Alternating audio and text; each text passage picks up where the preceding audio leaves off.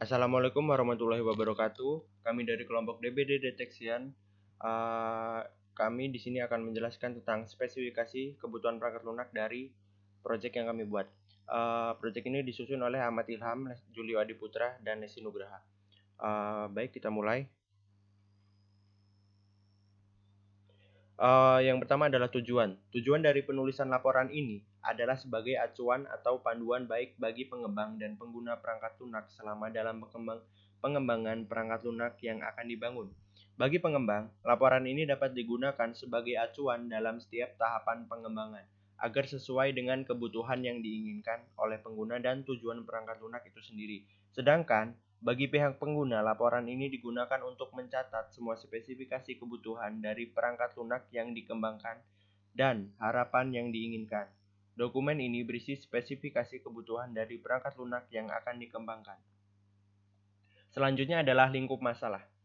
Pada zaman sekarang ini, teknologi telah berkembang dengan sangat pesat, sehingga banyak hal yang dapat kita lakukan dengan teknologi. Salah satunya ialah dengan menggunakan smartphone.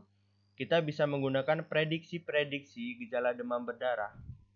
Sistem prediksi gejala demam berdarah ini dibuat dengan tujuan agar memudahkan orang-orang untuk melakukan pertolongan pertama dan mengecek gejala-gejala demam berdarah, sehingga dapat diminimalisir dan demam berdarah dapat sembuh dengan cepat.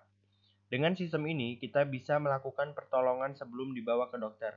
Sistem ini akan lebih efektif jika digunakan oleh orang-orang yang jauh dari rumah sakit dan jauh dari dokter, karena terdapat fitur-fitur pertolongan pertama dan cara mencegah serta tanda-tanda apakah kita benar-benar terkena demam berdarah apa tidak. Selanjutnya adalah permasalahan. DBD Detection merupakan aplikasi berjenis mobile yang digunakan untuk mendeteksi gejala-gejala dari penyakit demam berdarah.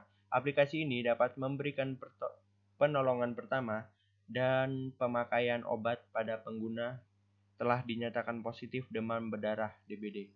Aplikasi ini diharapkan dapat menolong masyarakat umum yang tinggal jauh dari dokter dan dapat meminimalisir agar penyakit demam berdarah ini tidak terlalu parah sehingga tidak terjadi kematian.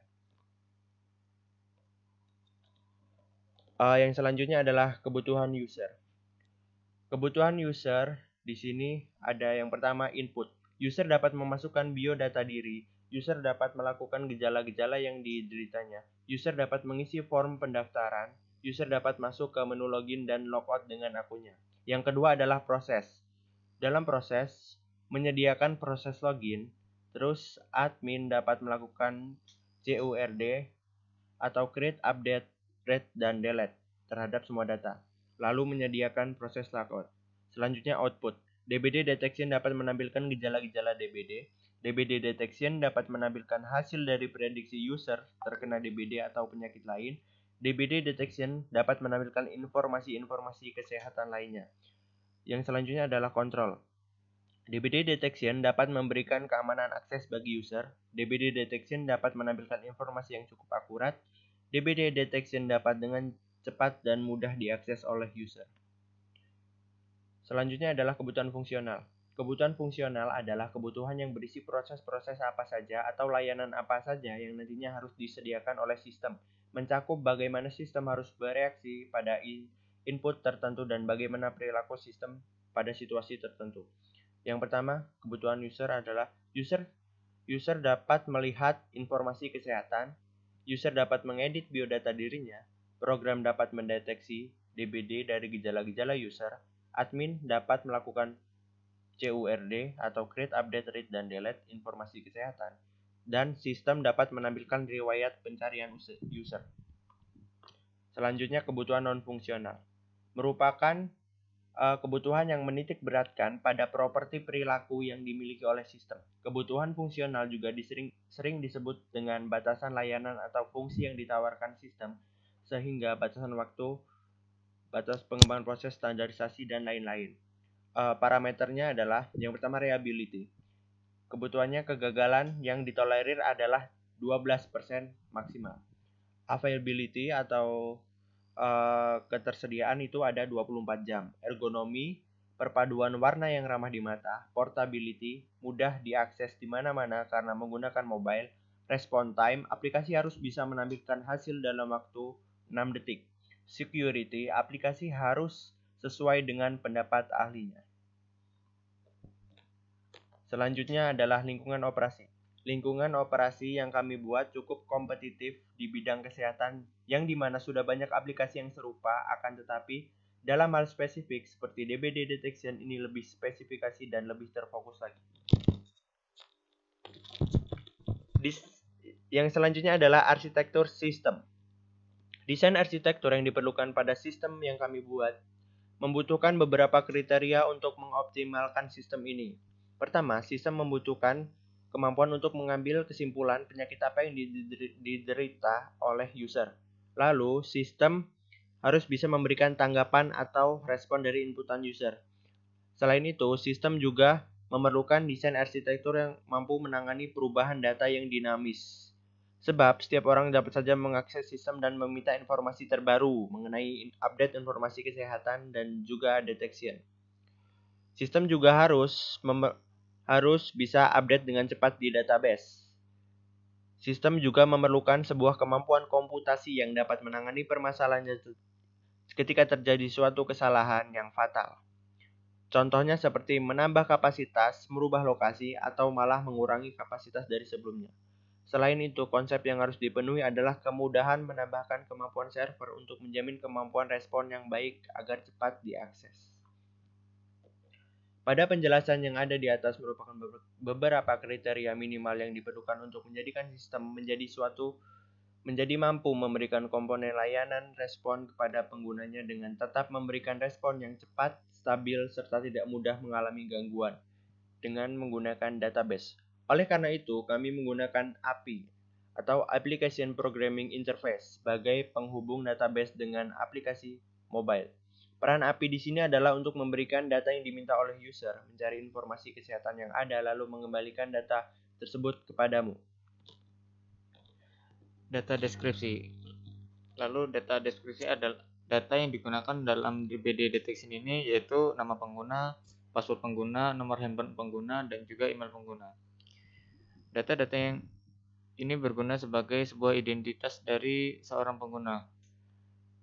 Yang pertama, nama pengguna itu digunakan sebagai identitas dari pengguna yang sudah mendaftar. Lalu password itu untuk sebagai autentikasi ketika masuk ke dalam aplikasi. Lalu nomor handphone dan juga email itu adalah sebagai identitas tambahan. Lalu ada juga beberapa data yang digunakan oleh admin untuk memelihara sistem, yaitu username admin dan password admin. Kemudian ada data simptom. Kegunaan data ini sebagai gejala-gejala yang akan dipilih oleh user nantinya.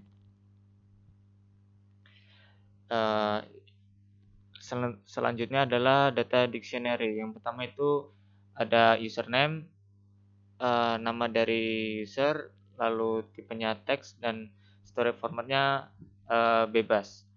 Yang kedua itu ada user password, deskripsinya itu password dari user bertipe teks dan storage formatnya itu semuanya. Lalu ada user email, yaitu email dari user bertipe teks dan storage formatnya itu semuanya. Lalu ada user phone, yaitu nomor telepon dari user tadi bertipekan integer dengan jumlah 13 digit. Lalu ada password dan username admin ini bertipe teks dan storage formatnya yaitu semuanya. Lalu ada simptom, ini adalah gejala-gejala, tipenya teks dan storage-nya any. Lalu baiklah, di sini saya akan menjelaskan tentang diagram. Yang pertama ada use case diagram. Di sini kami menggunakan tiga aktor, yaitu user, admin, dan dokter. Use case pertama yang digunakan yaitu sign up, login, DBD detection, as doctor, healthy articles. Pada sign up hanya dapat diakses oleh user. Pada menu login dapat diakses oleh user, admin, dan dokter. Pada DBD detection hanya dapat diakses oleh user, kemudian user masukkan gejala-gejala tentang DBD. Kemudian pada as dokter, user menanya tentang kesehatan kepada dokter. Selanjutnya ada healthy articles. Healthy articles merupakan informasi atau artikel-artikel tentang kesehatan. Kemudian ada pemeliharaan sistem dan perbaikan sistem yang hanya dapat dilakukan oleh admin. Yang kedua ada sequence diagram. Sequence diagram memiliki 5 live, yaitu user, akun, DBD detection, DBD check, dan waktu. Pertama, user login ke akun. Kemudian setelah login, masukkan gejala tentang DBD. Kemudian gejala tersebut akan dicek dan membutuhkan waktu. Kemudian outputnya, user akan menerima hasil positif atau negatif DBD. Selanjutnya ada class diagram. Class diagram terdapat 4 kelas, yaitu user, admin, akun, dokter, dan DBD detection. Pada user, terdapat 2 atribut, yaitu email dan password. Kemudian, operasi yang dapat dilakukan oleh user yaitu memasukkan gejala DBD, bertanya ke dokter, dan melihat artikel kesehatan. Atribut pada dokter dan admin pun sama, yaitu email dan password. Pada admin, operasi yang dapat dilakukan yaitu memperbaiki sistem dan memelihara sistem. Sedangkan pada dokter yaitu memberitahukan gejala DBD, memberikan artikel kesehatan, dan menjawab pertanyaan. Kemudian, terdapat kelas akun. Pada akun terdapat atribut email dan password. Kemudian, terdapat operasi login dan sign up. Kemudian terdapat kelas DBD detection yang memiliki atribut gejala 1, gejala 2, gejala 3, dan seterusnya. Kemudian operasi yang dapat dilakukan yaitu mengecek gejala, memberikan list obat, dan memberikan cara penolongan pertama. Selanjutnya yaitu data flow diagram. Yang pertama ada user. Di sini user memasukkan gejala DBD ke dalam storage DBD detection. Kemudian setelah dicek akan memberikan cara penolongan pertama dan memberikan saran tentang obat. Kemudian ada dokter. Di sini dokter menambahkan jenis gejala dari demam berdarah tersebut.